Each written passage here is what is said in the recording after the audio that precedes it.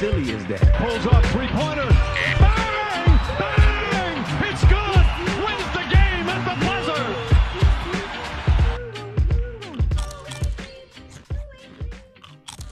Hello, welcome back to the Hoop Junkie Podcast, the #1 sports podcast in the world. According to us. I'm your host, Zach, and I'm joined, as always, by the one and only All-Star Weekend, getting ready for a vacation guru guy himself, Chance Baker.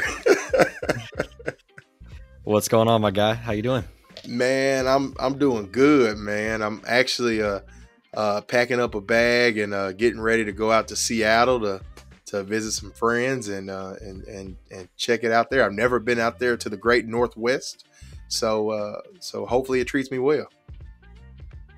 Oh yeah, I actually went out there. I think I told you about this on my birthday last fall. That was my first time out in Seattle, and it was an amazing time, dude. I love the city up there. It's like the vibes are so different, especially compared to Tennessee. Yeah, it's such a different place. So yeah, you're gonna have some fun. I didn't realize when we went, there was actually a preseason game that was happening in Seattle because, you know, they're trying to like get the Seattle team. And so it was like the Trailblazers and somebody, they ended up playing like in Seattle. And I didn't realize it until like that night, or I definitely would have had to go hit that up. So yeah, I think Seattle's next up to get an NBA team. So that'll be coming up soon too. You should have went, man. I heard the Key Arena. Oh, well, what is it now? The Climate Pledge Arena or something like that? I think that's what it is. Yeah. or whatever. Environmentalists. Yeah, I heard the environmentalists took that doggone thing over, man. But I heard it's actually a pretty cool spot, man. I heard it gets loud. My only thing, I'm looking at this forecast, and I'm not gonna get any sun while I'm there. Oh yeah, I could have told you that. Regardless, you didn't even have to look at the forecast. I feel like the whole time I was there, like everywhere we drove, it was just like misty and dark. But it's cool. It's a different vibe. Yeah. You'll have fun. How long are you going out there? Because I haven't even talked to you about this, like even off air. So I just saw that you said you were going to Washington. I forgot to ask you about it.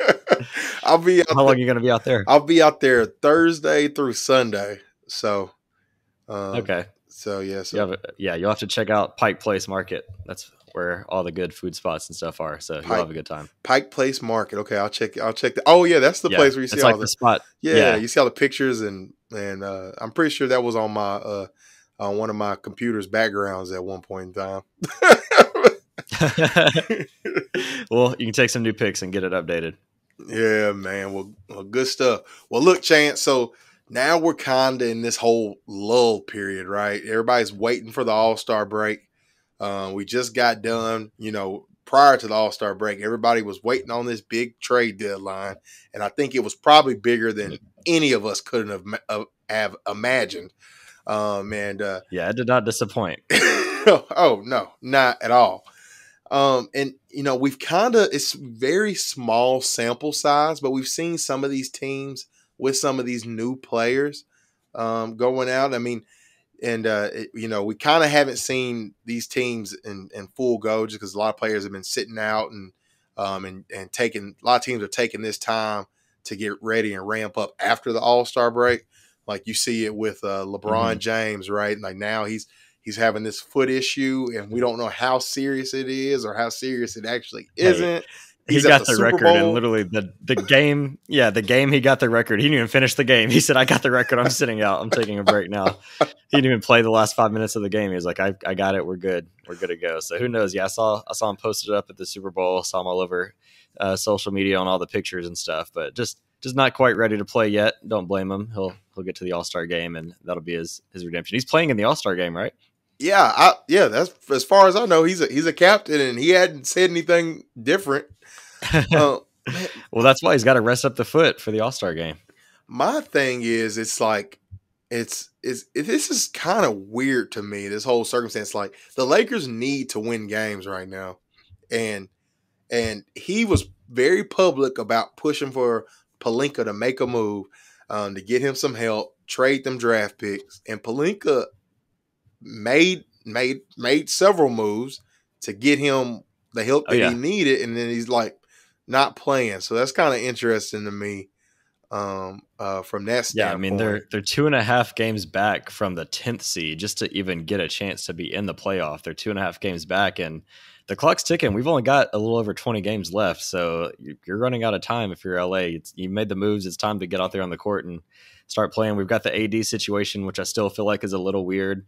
I've heard some rumblings that perhaps they were shopping him around a little bit at the deadline, which I know you've mentioned that as something they should do in the past. And it sounds like that actually might have been a realistic thing that they were doing. And I've heard that's part of why he was so weird on the night that LeBron broke the record. Obviously, this is all just kind of like speculation I've heard, from different analysts around that are giving their thoughts. But it's some weird stuff going on in LA over there in the Laker land. So we'll see if they can bounce back, if LeBron can decide he's going to, he's got the record, he's going to play and try to add to that, because they've got some work to do in the standings. That's, 2.5 back just to get to the 10th seed and have to win back-to-back games on the road just to get to the playoffs. They've got their work cut out for them for sure. It's tough, man. And then the West, with it being the way it is right now, man, you like the West. It's a lot of things you could say about the West, but you cannot deny that the Western Conference got better over this trade deadline. So it's going to definitely be a uphill climb for them. Now, Chance, the players they got back, we've seen a few games of them. We've probably seen a handful of games with Rui and his addition to that team. How are you feeling about D'Angelo Russell and all those guys and the few games that we've seen them? Honestly, it's going pretty much exactly how I'd expect so far. D'Angelo pretty much getting his usual 15 to 16 points per game, still not playing a whole lot of defense. That's pretty much what you expected from him. And then Malik Beasley, I think he's played a couple games. He was like 2 for 10 in his first game, and then all of a sudden in the next game he drops like 22 points. And that's a guy that, if you follow the Utah Jazz throughout the season, that's who Malik Beasley is. He's a guy that might run off 25 points a game for a full week, but then the next game, he's 1 for 10 from the field. He's a high volume, streaky shooter. Super streaky. And honestly, that's fine. At least he has those periods where he's going to make shots. Before, the Lakers had nobody. They were streaky, but just in a cold way. They were always cold. Oh, yeah. At least now they've got a guy that will heat up. And his last game, he dropped a little over 20 points. And I think that's a perfect role for him. Just come in, play 25 minutes off the bench, and at least be a threat. Even if he's having a cold shooting night, he's a threat. He's a good movement shooter. He's not just going to spot up. He's going to come off screens. And we know that's what LeBron needs. He needs guys that can, come off screens, move, and hit open shots. So he is what he is there. And then we know about Jared Vanderbilt. That's the guy that I thought from the beginning is the most underrated and perhaps the most important piece of that trade. He's been he's looked so good with them, man. Yeah, I think that's just going to continue to be a great fit. I think closing out games with Vanderbilt, LeBron, and AD in the front court, that could be a defensive problem type of lineup. And so I really like what I've seen from him so far. I feel very confident. That's somebody that, defense and effort is not streaky. That's going to be there every single game, and he's going to bring that. So, I think it's about what I've expected so far. Curious to see how it looks once you do get the King back on the court. So we'll see post All-Star break how it all gels together. They've got about 20 games. They've got about 20 games to figure it out and see if they can make that run. And they're going to need these guys. They're going to need LeBron and AD to at least play 17 or 18 out of these 20 games if they want to have a chance. The time for, resting back-to-backs and nursing injuries, taking your time, like that time is over. You've got to put your foot on the gas and make up some ground. So they went out, Pelinka went out and made the move. Sounds like he might have even been a little more aggressive than we realized. Mm-hmm. And now it's time to, capture all of that and make a run for the playoffs. That's what LeBron wanted. So we'll see. Any other thoughts on LA from what you've seen so far? It's just hard to see. I love the way that first game against Golden State. I love just seeing that LA had competent basketball players on the court. Like, it wasn't just a whole bunch of guys fresh about the G League or guys that were living in their mama's basement on the court. Like, it actually the Enterprise rental car employees. It looked like a semblance of an actual NBA roster, and I think that's the biggest takeaway that you can have right now. You got to think about it. Most of these guys that are playing right now haven't had any practices right now with their teams, so it's just everybody's just playing off of just straight up, just hooping right now, just balling, just roll the ball out there and see what happens. Yeah, going off the instinct. Yeah, just going off instinct. No real seeing how everybody fits, and then coaches are still figuring out how to put in all these new pieces, especially the Lakers. The Lakers, they legitimately added 4 to 5 different people that are going to be in their rotation.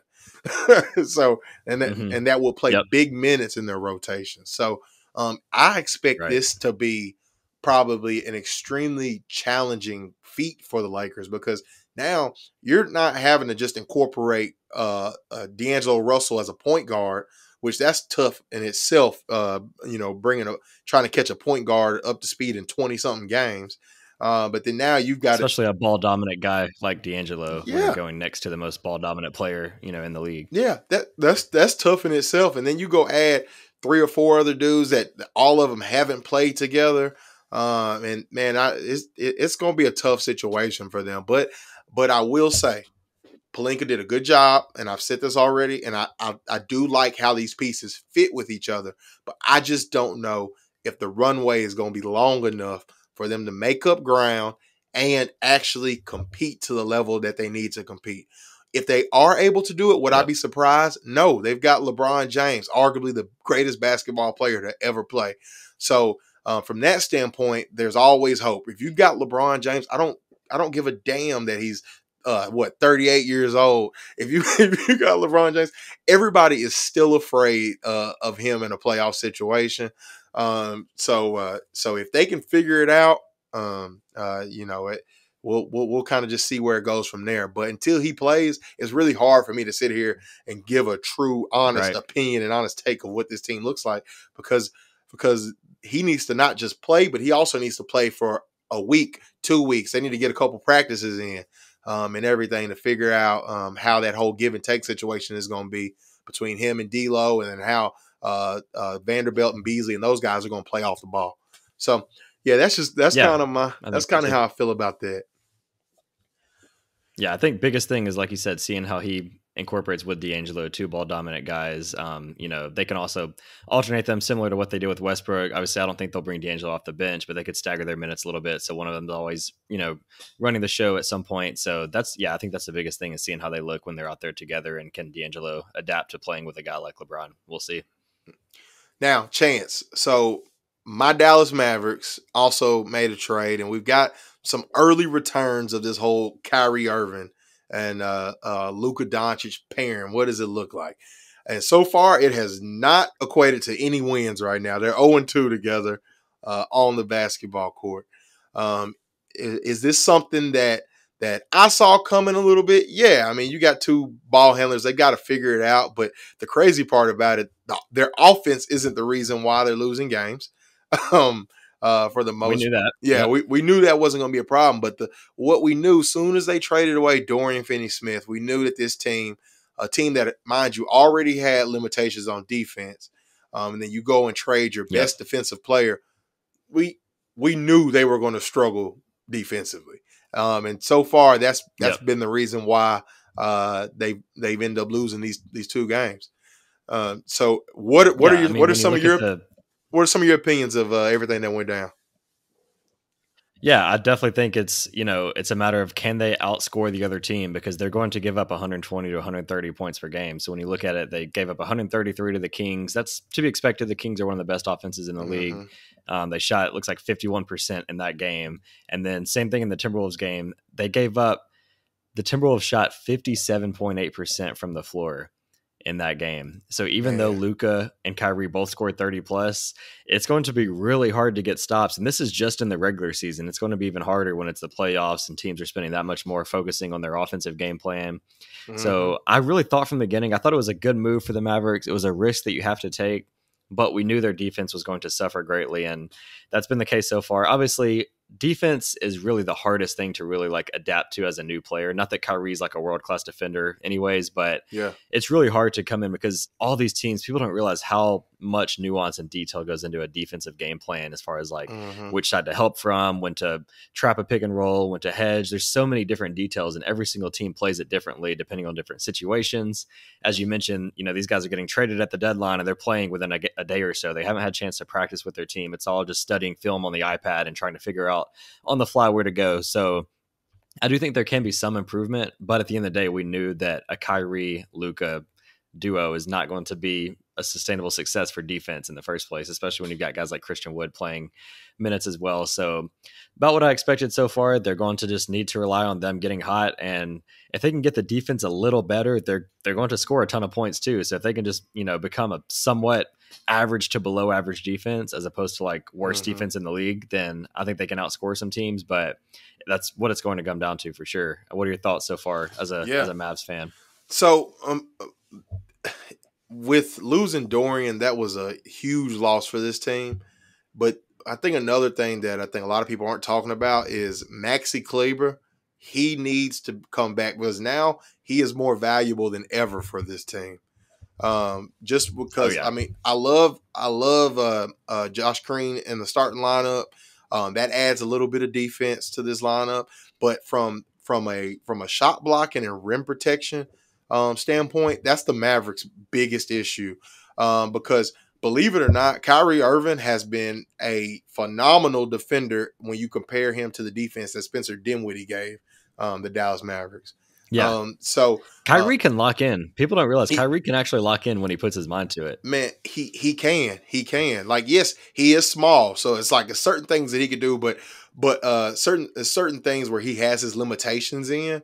But man, Kyrie, whenever he is focused and locked in, I have seen nothing but great defense from Kyrie these few games, and it's really turned, and it's been a lot of like discourse in Mavs Twitter of late, where you got all these Luka stands, and then you got like these like true Mavericks who've been here for forever, Mavericks fans, where they're like, hey, look, you know, if Kyrie's gonna be playing this level of defense, the expectation is Luka needs to be playing that same level of defense too, because the biggest excuse for Luka Doncic not playing the best level of defense has always been, man, he carries such a big load on offense. Offensive workload. Yeah, yep. Which it makes perfect sense because at one point the Dallas Mavericks were asking Luka Doncic to do everything on offense. But now at this point, you saw Kyrie went off for 26 in the fourth quarter the other night, just going out there giving fits, and nobody could stop him. And then you add Luka in the game, and then Luka came out there getting buckets. And like from an offensive standpoint, it looked like chef's kiss. You know what I mean? From an offense standpoint. But the problem is that the Mavs don't have a true rim protector. And what it's forced Jason Kidd to do is forced Jason Kidd to move Christian Wood to the bench. And Christian Wood is not happy about it. It's been rumblings out there that Christian Wood is expected to go find a new team after this because he's not happy about coming off the bench. But the sad truth is like Christian Wood went on a scoring run where he ended up having like 20 points in the night or whatever, and went on a huge scoring run, but he gave up 20 points the same way. As soon as he would score, he would come back down the other end and give up an easy basket to Naz Reid at the rim, you know? And so I 100% understand why Christian Wood is not getting the minutes that he thinks he deserves. But at some point, man, he's got to realize if you're going to play on this team, we've got plenty of offense. We need rim protection. You know, and so that's the big caveat with Christian Wood is we know the skill set that he brings. We know he can stretch the floor, a dynamic scorer, but I've never seen a consistent run of strong defensive, not even defensive play, but just defensive effort in general, which as a big man, like a lot of it is just being in the right spots. You can have your limitations as far as the athleticism goes, which he doesn't have those limitations, but a lot of it is just effort and putting in the time to study film and know, because we can make the excuses for Kyrie that, you know, he just got there, he doesn't know the rotations, but Christian Wood's been there since summer. So he should know what he's doing at this point. And I feel like every time I watch the Mavs, it's kind of like watching James Wiseman. It's just he's always 2 or 3 steps late, always behind on the rotations, always getting scored on from back cuts. And it's just stuff like that you're like, you know, like that should be stuff that's fixed by now. He's a veteran at this point, and it doesn't seem like it's getting any better. So it looks good on the box score when he plays 30 minutes, puts up 25 points, 12 rebounds. But at the end of the day, like you said, he's giving up 25 points on the other end or more than that. So it's going to be tough to have a strong defense with him. And it's interesting because I don't understand, like he didn't want to take that money from the Mavs, where the Mavs were going to give him, a bigger deal short term for like 2 years, right? Because they didn't want to keep his money on the book for 4 years. They wanted they rather his deal expire at the same time some of their others had other deals expired. But he didn't want to take that extension with the Mavs because he's expecting to go out and get a max 4-year deal somewhere.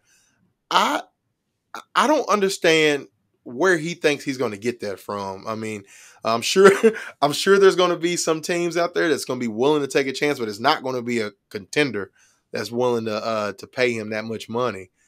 just because of Right. all the things we talked about.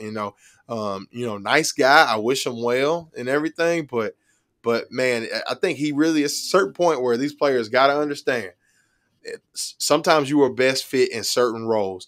Christian Wood in a 6-man off the bench scoring role is probably the best role for him. For sure. Yeah. So, but mentally he hasn't accepted that. So yeah. So I'm curious to see how this offseason will go. So Chance, I know offline you talked a little bit about, you liked what you've seen about the Celtics, right?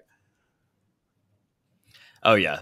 So we saw the Celtics playing against Memphis the other night and just completely dominated the Grizzlies. And the thing with the Celtics is they're one of the most deep teams I've seen in such a long time. Yep. They made some very minor moves. They got Mike Muscala, who's just been shooting the cover off the ball. But they've even got other guys like Sam Hauser just out there just making incredible shots down the stretch. And I'm just amazed at how deep this team is. Yeah, Peyton Pritchard, who was just riding the bench for like 30 games in a row, then all of a sudden he just comes in and just picks up right where the other guys left off. They've been down Jaylen Brown with the face injury that he's got. I haven't heard any updates on, when he's coming back yet. I'm not sure if there's anything out there for that, but it's just like next man up. Marcus Smart's out, next man up. And you always hear the next man up mentality, but the Celtics really do have that with guys like Sam Hauser coming in and just making plays, and the way they just move the ball, and every single person on the team can shoot 1 through 5 outside of Robert Williams, obviously, who's just the role man. But you've got guys like Al Horford just knocking down shots. And it's just incredible to me the way they lose their head coach and they come back in and they're just like they never missed a beat. And they're still just one of the most dominant teams in the league. So, yeah, I've just really liked what I've seen from them lately. I think between them and Milwaukee with Chris Middleton coming back, it's going to be a heck of a conference finals, assuming that it works out that way. We just saw the game the other night where they had a battle all the way to the end too. So yeah, I'm really excited to see what it looks like out the East with those two teams. And we've talked about how the West is just completely wide open, but I think regardless of who wins the West, I just have a hard time seeing either of them beat the Celtics the way that they're playing right now coming out of the East. So definitely loving what I'm seeing. Have you got a chance to catch out the Celtics lately? Yeah, man, I'm all there. I'm right there with you. The Celtics, I mean, even when the Suns got Kevin Durant and everybody was already ready to crown the Phoenix Suns as the best team in basketball, I still don't think that they are better than the Boston Celtics. Even with the players they got, I do like the addition of Phoenix going out and getting and adding to Terrence Ross to get them some depth. But when you look at this Boston Celtics roster 1 through 15, man, that Celtics roster is deep with the amount of players that they have, and they're battle tested. They played together. To me, is no argument that the Boston Celtics are the best team in basketball at this moment that we speak. Now, by the time we get to the playoffs, if we can get a healthy Warriors team, let's see how they end up, right? After you give, teams like Memphis, Dallas, LA, both LA teams with their new additions and stuff like that. Denver. Yeah, I don't know how I forgot about Denver. Yeah. But like it's teams that I could see by the end of the season getting somewhere close into Boston. But man, just by pure roster construction, I don't know if anybody will ever end up being as good as the Celtics have been this year. I don't see it, but you get in the playoffs, man. It anything can happen, right? So we'll see. Yeah, I think the West is really going to come down to health. In all honesty, with the Suns, to me, it's as simple as if Chris Paul, Booker, and KD are all healthy for the full playoff stretch, it's hard to imagine a team beating them in a 7-game series just because that's just a lot of talent putting out on the floor. But we've seen Chris Paul get hurt in how many playoff series, in his career. It feels like he's always got a soft tissue issue whenever the first and second round comes up. Devin Booker, we've seen him go down. He's been up and down with injuries this year. We've seen him in the past as well. And Kevin Durant, you don't even have to say anything. He's out right now with the knee injury. And, when he's on the court, he doesn't play like a 34-year-old, but his body every now and then shows his age as well with his injuries. And so to me, it's a 50-50 chance that all three of those are healthy for the full playoff stretch. If they are, I definitely think they get to the finals. I'm with you. I wouldn't pencil them in as automatic winners over the Celtics, even with all three of those guys, because Boston just has so much more depth, more team chemistry. They've all been through this together, like you mentioned. So I think it'd be a great series, but the West to me it's all coming down to health. Same thing with Golden State. If Steph Curry is healthy for the playoff run along with Klay, then they've got as good of a chance as anybody as well. But can Steph stay healthy for the playoffs? He's been battling injuries throughout. This is his second major injury he's dealing with already this season. So to me, a lot of it is just going to come down to that health. And that's not even mentioning the Clippers, who we know their situation with Kawhi and PG as well. Right, man. Well, look, so this weekend, we've got All-Star Weekend. So we've got a jam-packed weekend. I saw some of the lineups on the performers that were going to be out there. I'm kind of excited. As a big Afrobeats guy myself, I was like, what? They've got Burna Boy and Tim's at the halftime show. I'm like, doggone, I should be going to Utah and hanging out with my boy Caleb Harrison instead of going to Seattle, but it is what it is. So it looks like they're going to have a lot of fun out there in Utah. Now, Chance, so have you had a chance to look at all of everybody who's going to be in the competitions for All-Star Weekend? Yep. Can you kind of? Yeah, so they just announced over the past week. So we'll walk through all the different challenges. So we'll start with the skills challenge. And for those that don't remember, haven't watched in the last few years, they've kind of tweaked this along the way over the past 10 years or so. So it used to be like an individual type thing where you go through the cones and do all of that. Now they have it more of like a team event. And so there's 3 different teams. So there's Team Antetokounmpo. You know, you've got to have the Giannis and his brothers. So that's just Giannis and his 2 brothers, Thanasis and Alex. So that's the Antetokounmpo team for the skills challenge. And then, you know, they had to do the hometown team. So they've got the Jazz. So that's going to be Jordan Clarkson, Colin Sexton, and then the rookie big man, Walker Kessler. And then they've got the rookie team. So that's Paolo Banchero, Jaden Ivey, and Jabari Smith. So I haven't even seen the details of what the skills challenge is actually going to be this year. But just from looking at the names and hearing the names and the different teams, do you have anyone that jumps out as a potential pick for you, Zach? I'm going with them rooks, man. I'm going with them young boys. Who you got? I like that. I was thinking about them. I think I'm going to go with the hometown Jazz. I think it's the first big event, and you've got the hometown team. I think they'll be ready to put on a show. Jordan Clarkson and Colin Sexton, they both got the speed for some of those challenges, and then Walker Kessler as well. So I'll go with the Jazz. Not like a super thrilling pick or anything. It's just, you know, the skills challenge, it kind of is what it is. I think what most people really care about is the 3-point contest and the dunk contest. So we'll go through the 3-point contest. It was Tyrese Halliburton, Tyler Hero, Buddy Hield, Kevin Huerter, Damian Lillard, Lauri Markkanen, Anthony Simons, and Jason Tatum. So reading those names, first off, is there any names on there that you feel like anybody that got snubbed that you feel like is like a amazing shooter this year that perhaps should have been in it that didn't make it after hearing those names? Anybody come to mind? Because for me, I don't know. I can't think about it, but it sounds like you got a couple already dialed up. I've got a couple. So Malik Beasley, I heard him on, I think it was the Woj pod and a couple weeks ago, right before the deadline, or I think it was actually Mark Stein. He was on their pod and he was talking about how he was really hoping to get an invite. It sounds like the way they do this, and actually didn't know that this is how they like invite the participants, is basically everybody that's already there for the weekend gets like first dibs on if they want to participate. So guys like Jason Tatum, Lauri Markkanen, who he's shooting unbelievably this season, so he definitely deserves to be in it. But Dame, like all those guys that are actually in the All-Star game already, or even in like, you know, one of the other events, they've got like first priority if they want to be in something like this. So some of those slots get taken up just from that. And then after that, it's just, you know, calling up. So I think a guy like Malik Beasley, the way he shot this year, we mentioned he's very streaky, but I think he could have been a contender. And then our hometown boy, Desmond Bane, he's been one of the best shooters of the last couple seasons. So I would have liked to see him get another chance. He was in it last year, and I think he made it into the next round, but didn't pull the trigger. So I know I heard him in a couple pods saying he wished he could have been on there, but now he'll get the extended break. So a couple guys, but at the end of the day, like all these guys are great shooters. So reading through them one more time, you got Halliburton, Hero, Buddy Hield, Kevin Huerter, Dame Dollar Dame, Lauri Markkanen, Anthony Simons, and Tatum. Who's your pick to win the 3-point contest this year from those names, Zach? Man, I'm going with one of those guys out of Indiana. It's either going to me. I think it's either going to be Halliburton or Hield. I can see Buddy taking it home just because he has a super quick release. But man, Halliburton has been money this year from the 3-point line too. So man, it's funny you say that. Buddy, I think Buddy's my pick too. So Buddy actually won it in 2020.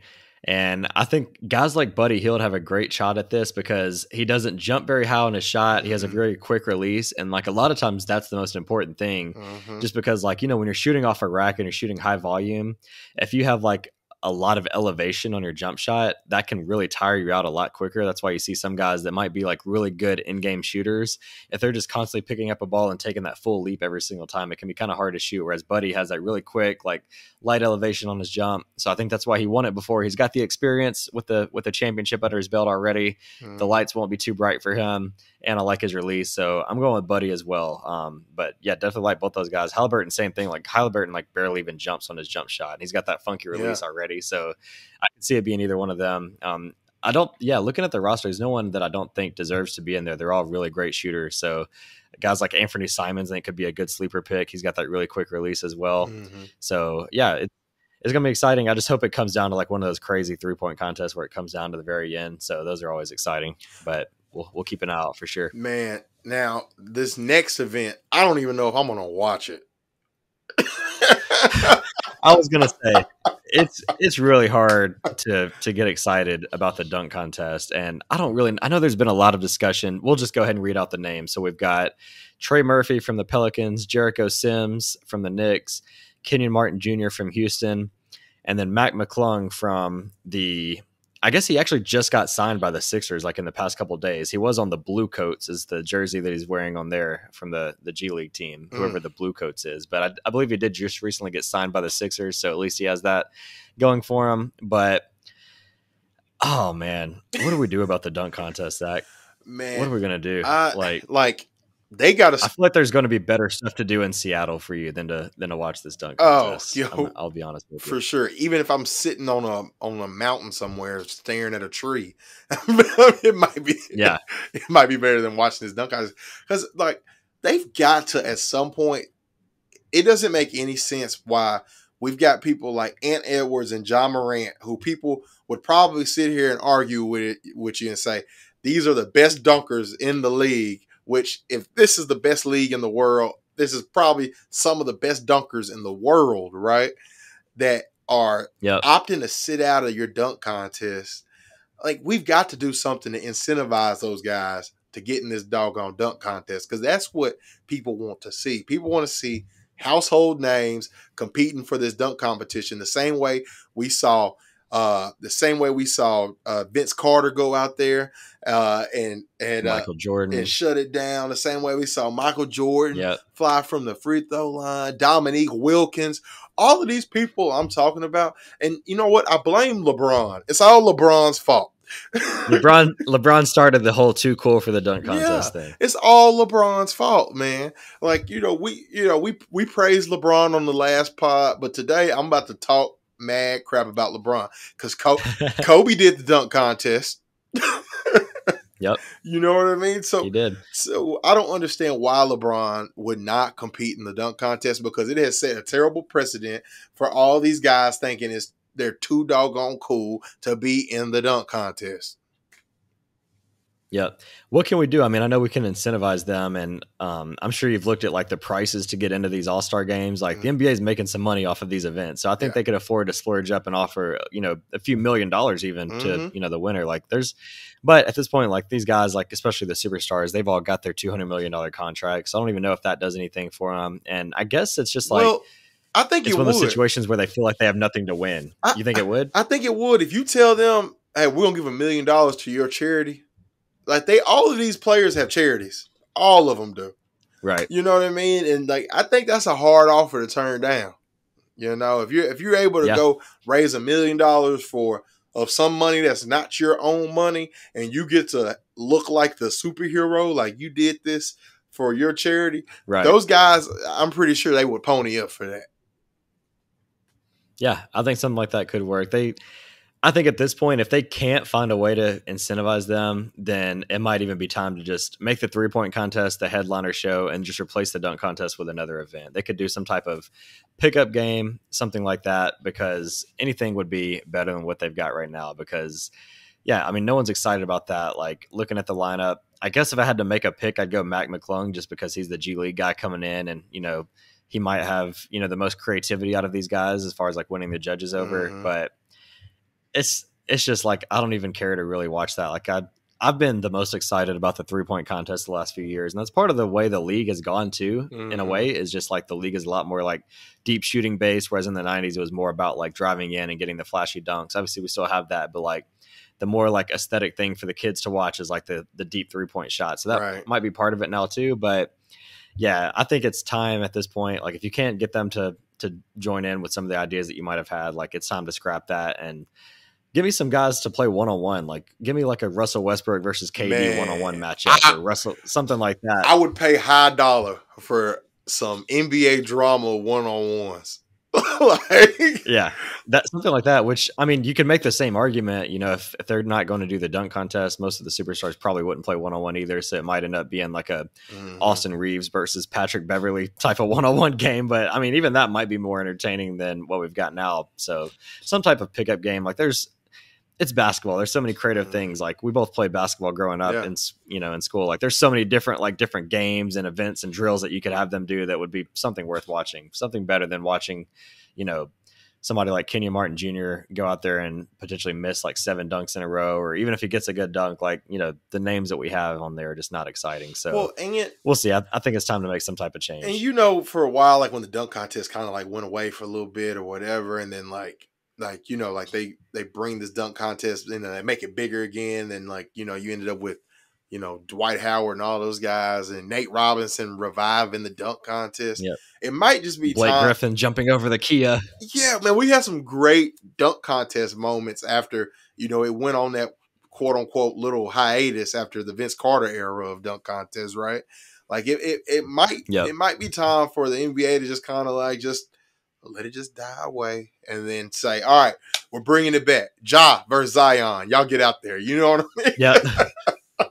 It definitely needs a some type of remarketing. Or, you know what? Maybe we bring in go get some NBA legends that are still in shape.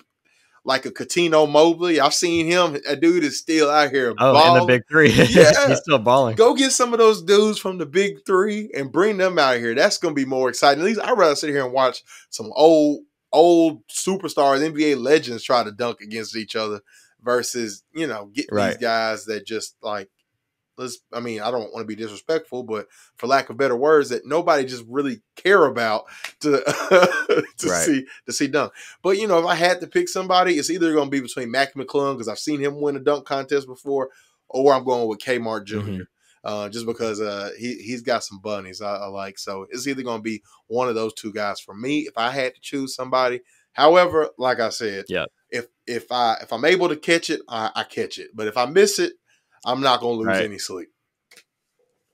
Oh, yeah. That's basically how I feel, too. All right. And then the All-Star game is going to be on Sunday night. Who do you think is going to be the last pick of the All-Star game? The last pick? Sabonis is like the first name that jumps out to me. Let me pull up. Is Sabonis starting? That's like the first one that jumps out to me. Oh, yeah, he might be starting, isn't he? No, I don't think he's starting. Oh, well, no, I mean, are you saying like the last total pick? Who do you think is going to be the last just starter? Who do you think is going to be the last starter pick, and who do you think is going to be the last player pick, period? Last starter pick. I hate to say it because he's having an unbelievable season, but I feel like Markkanen might be the guy that just gets slept on until the very end. He's the replacement starter. So I could see him being the last overall starter that's getting picked. Yep. And yeah, overall, I could even see like someone like Drew Holiday being picked towards the very end too, just because like he's been there before and people know he doesn't care. He's more of a defensive specialist. So yeah, I think I'll go with, I'll stick with Sabonis. I feel like Sabonis is just like that sneaky guy that's just out there, doesn't really care. His game doesn't really translate to the high speed of the All-Star game. So I'll go with Sabonis for my last overall pick, but I'll go with Markkanen for the last pick in the starters. What do you got? Man, there's a piece of me that could see Markkanen getting picked because they're like, hey, this is a hometown thing. And nobody. Yeah, that's true. I didn't put that. Nobody wanting to leave him last. So there is a world where I could see that. See that. Now,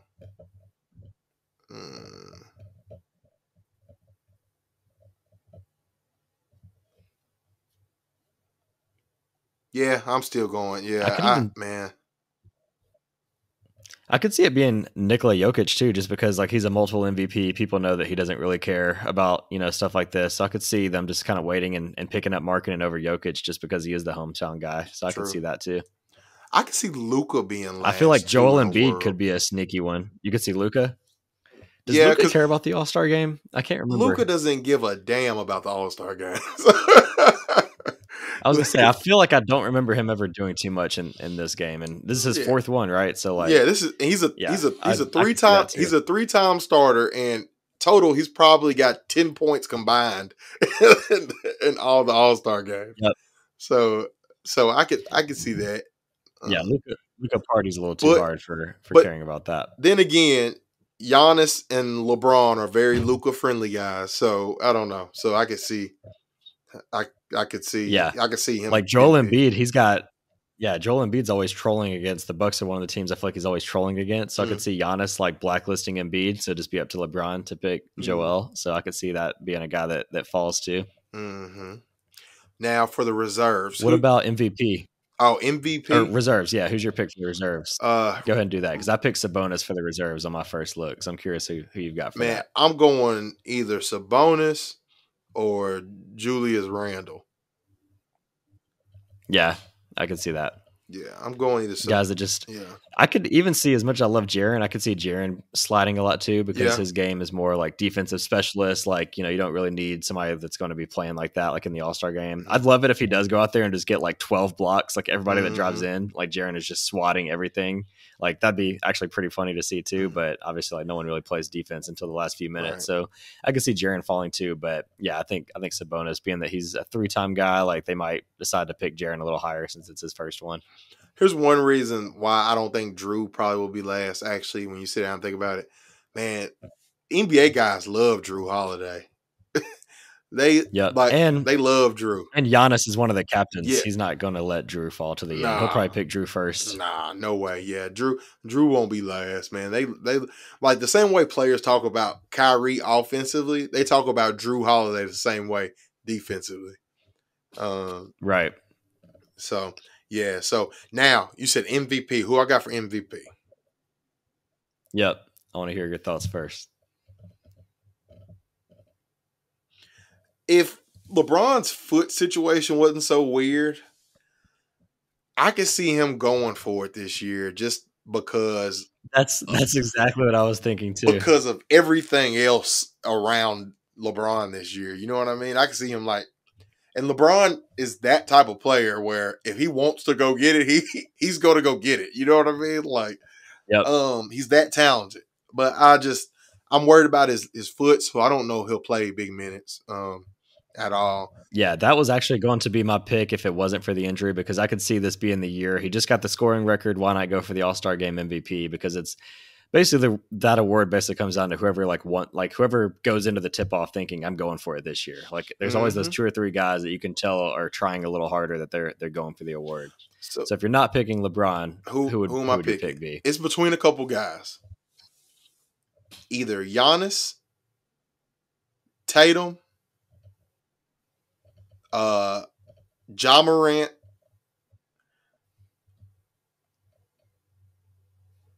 or Shai Gilgeous-Alexander. Oh, Shai's a sneaky one. So I think Ja's my pick. Reason being is, so he had his first All-Star appearance last year. He started in the game, but surprisingly, he did not do much at all in the All-Star game last year. He was just kind of out there coasting, trying to, facilitate, get other people involved.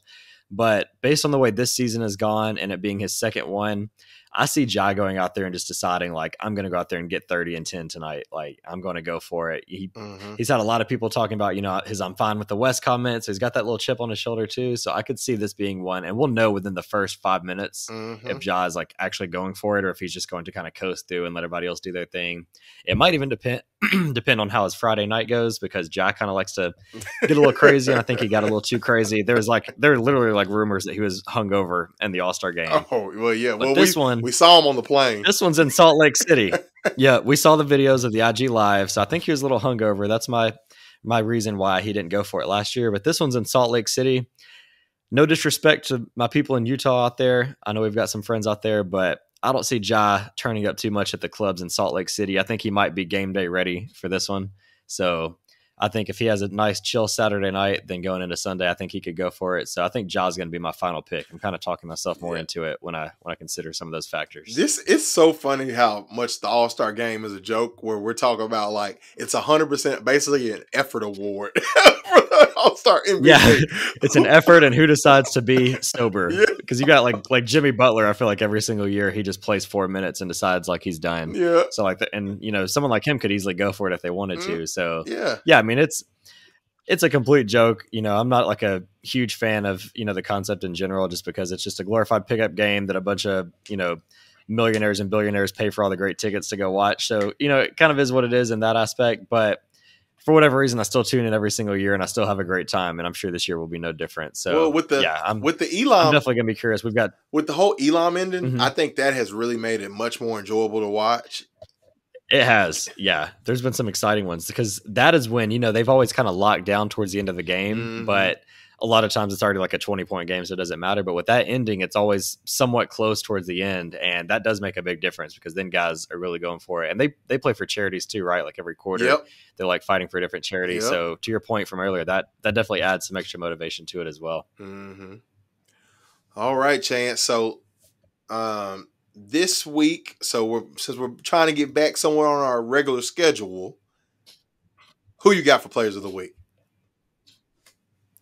Yep. So players of the week over the past 7 days, we've got to go for one, a guy that we should have been talking about already as an all-star. And for whatever reason, even with the replacements, he's still not in it. And that's Jalen Brunson. And I think he's letting people know about that because over the past 7 games, putting up 36 points a game, 6.3 assists and 4 rebounds. I think someone's trying to let us know that he deserved one of those all-star spots. So I'm curious to see if he keeps that run up post all-star break to have that little chip on his shoulder. But next up, we've got Damian Lillard, who honestly might be having the best regular season of his career, as insane as that is. Over the past week, averaging 39 points per game, 6.7 assists and 6 rebounds. Just absolutely dominant, especially as of late. He's just been knocking down shots from everywhere. And third, I've got to go with Joel the Troll Embiid, averaging 31.7 points, 10 rebounds, 4 assists, and 1.3 steals per game.